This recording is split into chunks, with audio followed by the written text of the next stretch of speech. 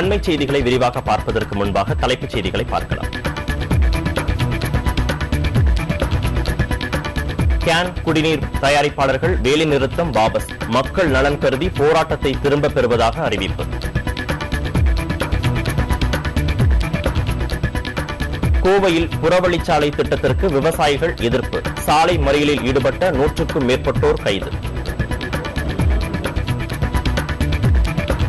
IPL சூதாட்டம் தொடர்பாக கைதான கிரிக்கெட் வீரர் சந்திலா வீட்டில் சோதனை, ஸ்ரீசாந்தின் அறையில் இருந்து லேப்டாப், செல்போன்கள் பறிமுதல்.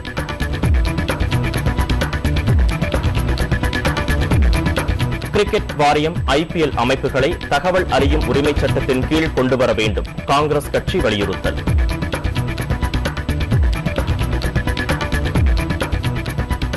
மனித உரிமை மீறல் விவகாரத்தை உரிய முறையில் கையாள வேண்டும், இலங்கை அரசுக்கு பிரிட்டன் துணை பிரதமர் எச்சரிக்கை.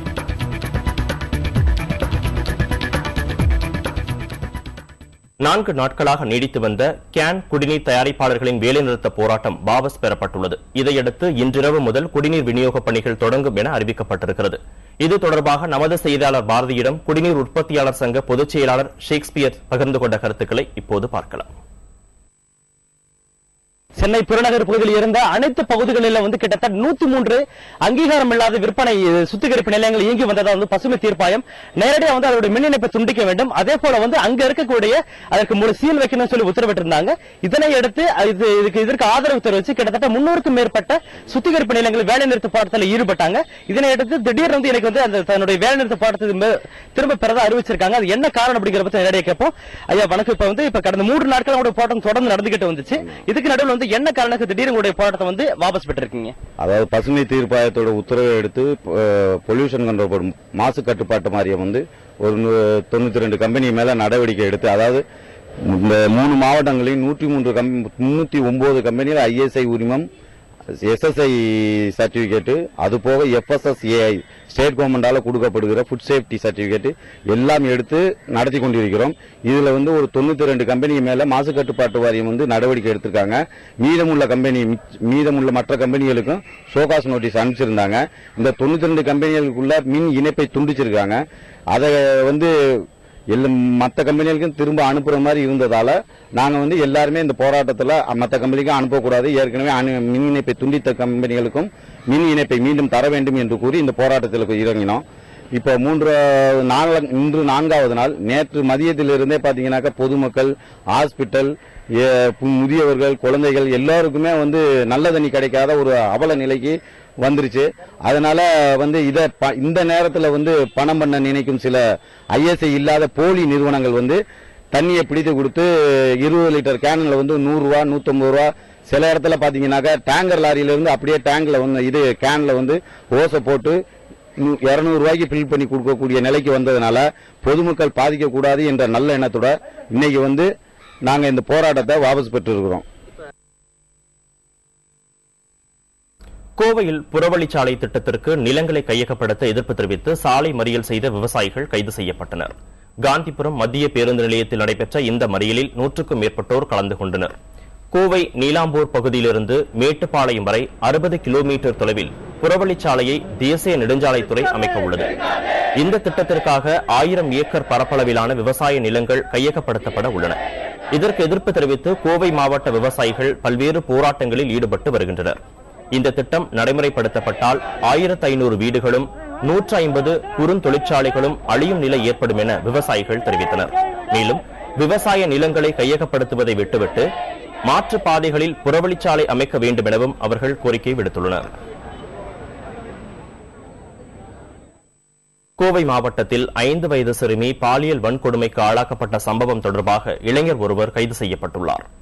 கோவை காரமடையை அடுத்த மலைவாழ் கிராமத்தை சேர்ந்த சிறுமி கடந்த 12ஆம் தேதி அப்பகுதியை சேர்ந்த சரவணகுமார் என்ற இளைஞரால் பாலியல் வன்கொடுமைக்கு உள்ளாக்கப்பட்டார். இதுகுறித்து அந்த சிறுமியின் பெற்றோர் அப்போது புகார் எதுவும் அளிக்கவில்லை. இந்த நிலையில் அந்த சிறுமிக்கு நேற்று உடல்நல பாதிப்பு ஏற்பட்டது. சிகிச்சைக்காக கோவை அரசு மருத்துவமனைக்கு சிறுமியை அழைத்து வந்த பெற்றோரிடம் வன்கொடுமை சம்பவம் குறித்து காவல்துறையிடம் புகார் அளிக்கும்படி மருத்துவர்கள் அறிவுறுத்தியுள்ளனர். அதனைத் தொடர்ந்து கோவை துடியலூர் அனைத்து மகளிர் காவல் நிலையத்தில் சிறுமியின் பெற்றோர் புகார் அளித்தனர். இதன் அடிப்படையில் வழக்கு பதிவு செய்த காவல்துறையினர் சரவணகுமாரை கைது செய்து நீதிமன்றத்தில் ஆஜர்படுத்தினர். கடலூரில் நாம் தமிழர் கட்சி பொதுக்கூட்டத்திற்கு காவல்துறை தடை விதித்தது அடக்குமுறை நடவடிக்கையாகும் என்று அக்கட்சியின் தலைவர் சீமான் கண்டனம் தெரிவித்துள்ளார். ஒரு தேவையற்ற ஒரு அடக்குமுறையா தான் நான் பாக்குறேன். இது அவசியமே இல்லை. இது விட்டா நாங்க பாட்டுக்கு அமைதியா அந்த கூட்டத்தை நடத்திட்டு கலைஞ்சு போயிட போறோம். இது இனத்தின் சாவுக்கு நாங்கள் ஒரு இடத்துல கூடி அழுறதுக்கு வந்திருக்கோம். இதுல இந்த சாவை தடுக்க முடியல, செத்ததுக்கு நாங்க அழக்கூடவா அனுமதிக்க முடியாது உங்களுக்கு. அப்ப நீங்க இந்த அரசு ஈழத்தமிழர்களுக்காக நாடு வர்றதுக்கு நான் தனி பொது வாக்கெடுப்பு நடத்தணும், பொருளாதார தடை விதிக்கணும், இலங்கை மேல ராஜபக்ஷ போர்க்குற்றவாளி, இதெல்லாம் பேசுறது எவ்வளவு போலியானதா இருக்குது பாருங்க. அப்ப அதே நீங்க போட்ட தீர்மானம் உங்க கருத்தை வலியுறுத்தி தான் நாங்க எங்க மக்கள்கிட்ட பேச போறோம்.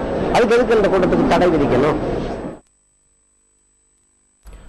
மனித உரிமை மீறல் விவகாரத்தை இலங்கை அரசு உரிய முறையில் கையாள தவறினால் அதன் விளைவுகளை காமன்வெல்த் மாநாட்டின் போது சந்திக்க நேரிடும் என்று பிரிட்டன் துணை பிரதமர் நிக் கிளவுக் எச்சரித்துள்ளார். பிரிட்டன் நாடாளுமன்றத்தில் கேள்வி நேரத்தின் போது அவர் பேசும்போது இவ்வாறு தெரிவித்தார். மேலும் மனித உரிமை விவகாரங்களை கையாள்வது குறித்து வலியுறுத்துவதற்காகவே காமன்வெல்த் மாநாட்டில் பிரிட்டன் பங்கேற்கிறது என்றும் நிக் கிளவுக் கூறினார். வரும் நவம்பர் மாதம் இலங்கையில் நடைபெறும் காமன்வெல்த் கூட்டத்தில் பிரிட்டன் சார்பில் பிரதமர் டேவிட் கேமரூன் கலந்து கொள்கிறார். ஸ்பாட் பிக்சிங்கில் ஈடுபட்ட கிரிக்கெட் வீரர்கள் மீது குற்றவியல் வழக்கு தொடர்வதற்கான சாத்தியக்கூறுகளை மறுப்பதற்கில்லை என கிரிக்கெட் கட்டுப்பாட்டு வாரிய தலைவர் ஸ்ரீனிவாசன் தெரிவித்துள்ளார். தனியார் தொலைக்காட்சி நிகழ்ச்சி ஒன்றில் பங்கேற்று பேசிய போது இதனை தெரிவித்த அவர், கிரிக்கெட் சூதாட்ட புகார் காரணமாக மனதளவில் பிறரை விட தாம் அதிகம் பாதிக்கப்பட்டிருப்பதாக கூறினார். ஐபிஎல் போட்டிகள் யாரையும் கைவிடாது என்று கூறிய அவர், சில தவறான வீரர்கள்தான் ஐபிஎல் போட்டியை கைவிட்டு விட்டனர் என்றும் தெரிவித்தார். இதுபோன்ற நிகழ்வுக்காக வருத்தப்பட்டாலும் கிரிக்கெட் கட்டுப்பாட்டு வாரியம் நடவடிக்கை எடுத்து வருவதை மக்கள் உணரும் வரை இந்த சம்பவத்திற்காக யாரிடமும் தான் மன்னிப்பு கேட்க வேண்டியதில்லை என்றும் ஸ்ரீனிவாசன் தெரிவித்தார். சூதாட்ட புகார் தங்களுக்கு அதிர்ச்சியை ஏற்படுத்தியதாக தெரிவித்த அவர், கிரிக்கெட் வாரியம் ஒரு நேர்மையான அமைப்பு என்றும் குறிப்பிட்டார். ஐபிஎல் போட்டித் தொடர் சூதாட்டத்திற்கு உரித்தான சூழலை ஏற்படுத்தியுள்ளதாக சில கிரிக்கெட் வல்லுநர்கள் கூறுவதை ஏற்றுக்கொள்ள முடியாது என்றும் ஸ்ரீனிவாசன் தெரிவித்தார்.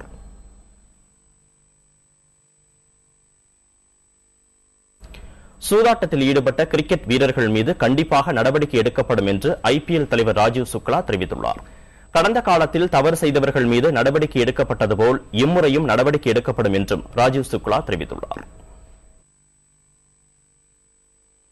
Delhi police is already probing into the matter. If they get hold of some kind of evidences and facts, definitely we'll act upon that. We are not going to spare anyone. BCCI மற்றும் IPL அமைப்பை தகவல் அறியும் உரிமை சட்டத்தின் கீழ் கொண்டுவர வேண்டும் என்று காங்கிரஸ் கட்சி வலியுறுத்தியுள்ளது.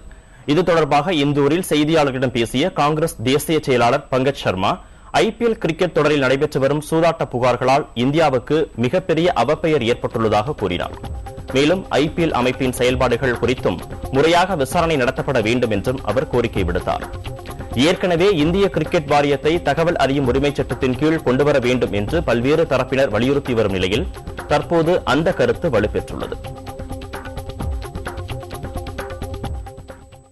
ஐபிஎல் கிரிக்கெட் சூதாட்டம் தொடர்பாக சென்னையில் மேலும் 8 தரகர்களை பிடிக்கும் பணியில் 6 தனிப்படை போலீஸ் படைகள் தீவிரமாக ஈடுபட்டுள்ளன. ஐபிஎல் கிரிக்கெட்டை மையமாக வைத்து சூதாட்டத்தில் ஈடுபட்ட 6 பேரை சிபிசிஐடி போலீசார் சென்னையில் நேற்று கைது செய்தனர். தற்போது சிறையில் அடைக்கப்பட்டிருக்கும் அவர்களுடன் தொடர்பில் இருந்தவர்கள் யார் என்பது குறித்து விசாரணை நடைபெற்று வருகிறது. சென்னையில் நடைபெற்ற சோதனையில் கைப்பற்றப்பட்ட பொருட்களை சோதனை செய்து விசாரணை மேற்கொள்ளப்பட்டுள்ளது. சென்னையை சேர்ந்த பிரசாந்த், டெல்லியை சேர்ந்த அபுஜா ஆகியோர் இந்த சூதாட்ட கும்பலுக்கு தலைவர்களாக செயல்பட்டு வந்தது முதல்கட்ட விசாரணையில் தெரியவந்துள்ளது.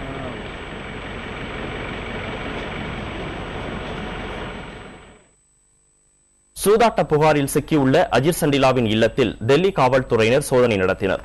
டெல்லி காவல்துறையின் 6 பேர் கொண்ட சிறப்பு படையினர் இன்று பிரகலாத்பூரில் உள்ள அஜித் சண்டிலாவின் இல்லத்திற்கு மதியம் 2 மணியளவில் சென்றனர். சண்டிலாவின் மூத்த சகோதரர் சுபாஷ் உடல்நலக்குறைவால் மருத்துவமனையில் அனுமதிக்கப்பட்டுள்ளதால் உறவினர்கள் அங்கு சென்றிருப்பது விசாரணையில் தெரியவந்தது. இதையடுத்து உறவினர்கள் குறித்த முழு விவரங்களையும் காவல்துறையினர் சேகரித்துக் கொண்டனர். மும்பையில் ஸ்ரீசாந்த் தங்கியிருந்த நட்சத்திர விடுதியில் இருந்து சூதாட்டத்தில் ஈடுபடுவதற்காக பயன்படுத்தப்பட்ட லேப்டாப் உள்ளிட்ட பொருட்களை பறிமுதல் செய்தது குறித்து போலீசார் இன்று விளக்கம் அளித்தனர். இது தொடர்பாக பல்வேறு நபர்களிடம் விசாரணை நடத்தப்பட்டு வருவதாகவும் அவர்கள் கூறினர். The cricketer Sreesanth had independently booked himself into a 5-star hotel. I say independent because this is not the hotel in which his team stayed when they came to play here. They had a match on the 15th. We worked out that information, and yesterday we searched 2 rooms which were issued in the name of Srisant and Jiju Janathan, and we have recovered a laptop which is there here before you, an iPad, his laptop, his iPad, a mobile phone, cash, a data card, some diaries which appear to be in the handwriting of Srisant, some of which are in English, some what appears to be Malayalam. IPL cricket சூதாட்ட சர்ச்சையில் ஸ்ரீசாந்த் உள்ளிட்ட வீரர்கள் சிக்கியுள்ள நிலையில் IPL cricket போட்டிகள் மீதான நம்பகத்தன்மையில் பாதிப்பு ஏற்படுமா என பொதுமக்களிடம் கருத்து கேட்டது புதிய தலைமுறை. மக்கள் என்ன கூறுகிறார்கள் என்பதை தற்போது பார்க்கலாம்.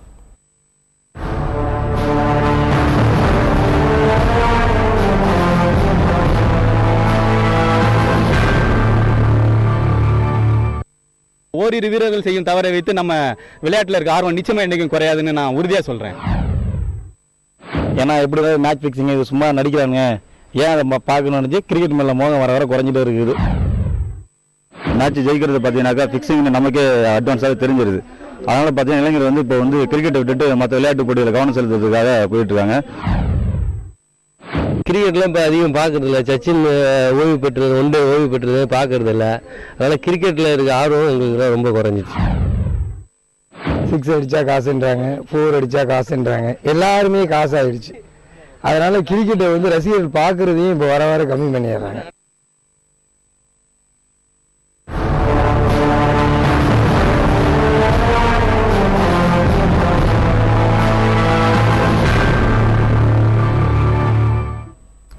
புதுக்கோட்டையில் தோல் தொழிற்சாலைக்காக விவசாய நிலங்களை கையகப்படுத்த எதிர்ப்பு தெரிவித்து அரசு அதிகாரிகளை முற்றுகையிட்டு கிராம மக்கள் போராட்டத்தில் ஈடுபட்டனர். திருச்சி புதுக்கோட்டை எல்லையில் அமைந்துள்ள தொண்டாமநல்லூர் கிராமத்தில் தோல் தொழிற்சாலைக்காக நிலத்தை கையகப்படுத்த நிலத்தை அளக்கும் முயற்சியில் அதிகாரிகள் ஈடுபட்டனர். அப்போது அங்கு வந்த கிராம மக்கள் அதிகாரிகளை முற்றுகையிட்டு போராட்டத்தில் ஈடுபட்டதால் அவர்கள் திரும்பிச் சென்றனர். பொதுமக்கள் அதிக அளவில் குவிந்ததால் அப்பகுதியில் காவல்துறையினர் பாதுகாப்பு பணியில் ஈடுபடுத்தப்பட்டுள்ளனர். தொண்டாமநல்லூர் மற்றும் அதனை சுற்றியுள்ள 18 கிராம பொதுமக்களுடன் இது தொடர்பாக அதிகாரிகள் பேச்சுவார்த்தை நடத்தி வருகின்றனர்.